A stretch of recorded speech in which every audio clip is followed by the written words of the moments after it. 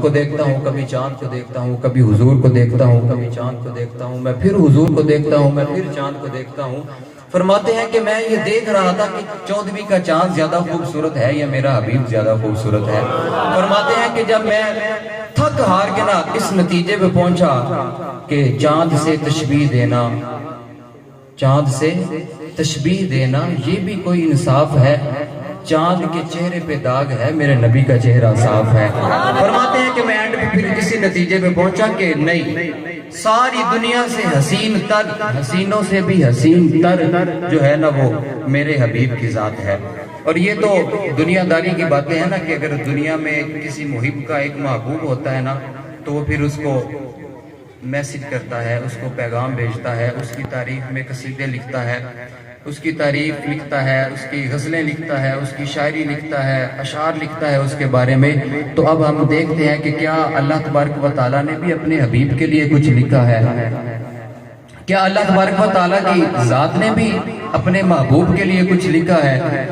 جب حضور علیہ السلام نے گرمیوں والی چادر پہنی نا تو قرآن نازل ہو گیا کہ یا ایھا المزمل۔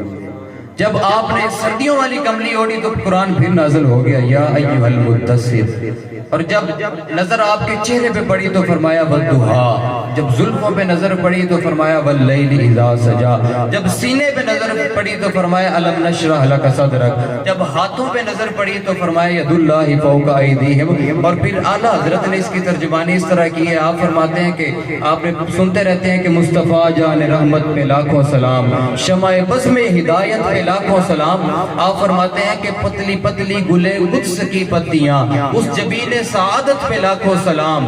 اور اللہ اللہ وہ بچپنے کی پھبن، اس خدا بھاتی صورت پہ لاکھوں سلام، وہ زبان جس کو سب کن کی کنجی کہیں۔ اب اعلیٰ حضرت حضور کی ہر ایک ایک چیز کی تعریف فرماتے ہیں کہ جن کے تلووں کا دھومن ہے آب حیات، ہے وہ جان مسیحا ہمارا نبی۔ اور آب حیات اس پانی کو کہا جاتا ہے کہ جس کو پینے کے بعد بندے کو موت نہیں آتی، آب حیات اس پانی کو کہا جاتا ہے۔ تو جب اعلیٰ حضرت سے پوچھا گیا وہ پانی ملتا کہاں سے ہے، وہ پانی ہے کون سا؟ فرمایا کہ جن کے تلووں کا دومن ہے آب حیات، ہے وہ جان مسیحا ہمارا نبی۔ تو ہمارے تو بزرگوں نے حضور کی تعریف کو اس طرح لکھا ہے کہ آپ نے پھر حضور کے ہاتھوں کی تعریف، حضور کی آنکھوں کی تعریف، حضور کے ہونٹوں کی تعریف۔ تو ایک اور حدیث مبارکہ میں آتا ہے کہ حضور علیہ السلام کا نا ایک غیر مسلم کے ساتھ، یہودی کے ساتھ آپ جا رہے تھے، آپ کو اس کا اونٹ پسند آ گیا۔ آپ کو اس کا اونٹ جب پسند آیا نا تو آپ نے فرمایا کہ اس کی جو بھی قیمت ہے نا وہ میرے ساتھ مقرر کرو اور تم ادھر رکو اور میں ابھی اس کی قیمت لے کے آتا ہوں۔ اب اس کی نظر جو ہے نا وہ حضور کے چہرہ انور پہ پڑ گئی اور اس کی نظر ادھر ہی ٹک گئی۔ اب اسے نہیں پتا کہ میرے ساتھ کون کیا بات کر رہا ہے اور یہ کیا معاملات ہو رہے ہیں۔ حضور نے فرمایا کہ اونٹ مجھے دے دو، میں اسے لے کے جا رہا ہوں اور میں اس کی قیمت بھیج دیتا ہوں۔ جب حضور علیہ السلام نے اس سے اونٹ لیا، قیمت طے ہو گئی، حضور علیہ السلام واپس چل پڑے۔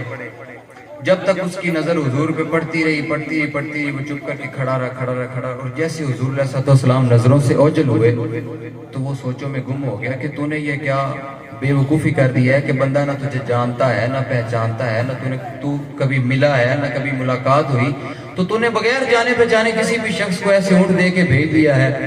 تو اب جب حضور علیہ السلام نے تھوڑی دیر بعد آپ آئے تو آپ اس کی قیمت لے کے آئے، فرمایا کہ یہ اس کی قیمت پکڑ، تیرے ساتھ میری اتنی قیمت اس کی مقرر ہوئی تھی تو میں لہٰذا لے کے آ گیا ہوں۔ تو وہ حضور علیہ السلام کے اس عمل سے اتنا متاثر ہوا کہ وہ کلمہ پڑھ کے مسلمان ہو گیا۔ اور اسی طرح ایک اور واقعہ کہ حضور علیہ السلام ایک دفعہ جنگل میں تشریف لے کے جا رہے تھے۔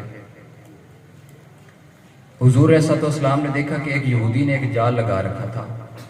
جال لگانے کے بعد وہ خود سو گیا اور اس کے جال میں ایک ہرن پھنسی ہوئی تھی۔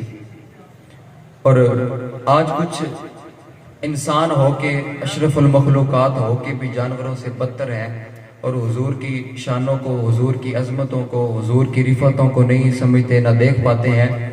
تو جب اس ہرن نے دیکھا نا تو اس نے پہچان لیا کہ یہ اللہ کا حبیب ہے، یہ اللہ کا لاڈلا محبوب ہے۔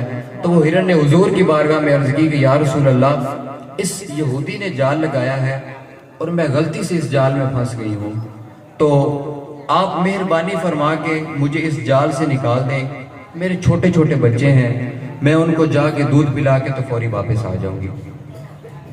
اور یہ وعدہ حضور سے تھا، اور یہ ہو ہی نہیں سکتا کہ پھر وعدہ خلافی ہو یا وعدہ وفا نہ ہو۔ حضور علیہ السلام نے اسے جال سے نکال دیا اور ہرن کو آزاد کر دیا۔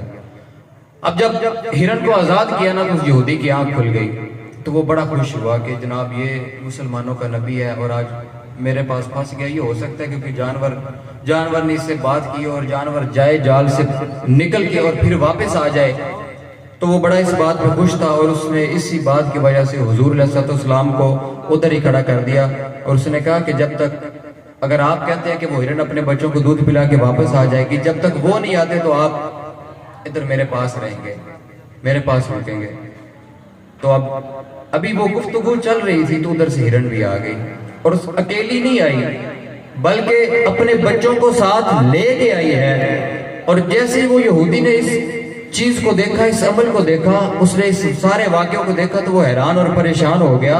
تو ہرن بول کے کہتی ہے کہ یا رسول اللہ، میں آپ کی عزت اور ناموس کے لیے صرف اکیلی نہیں آئی بلکہ میں اپنے دودھ پیتے بچوں کو بھی ساتھ لے کے آئی ہوں کہ حضور کی عزت پہ آنچ نہ آئے۔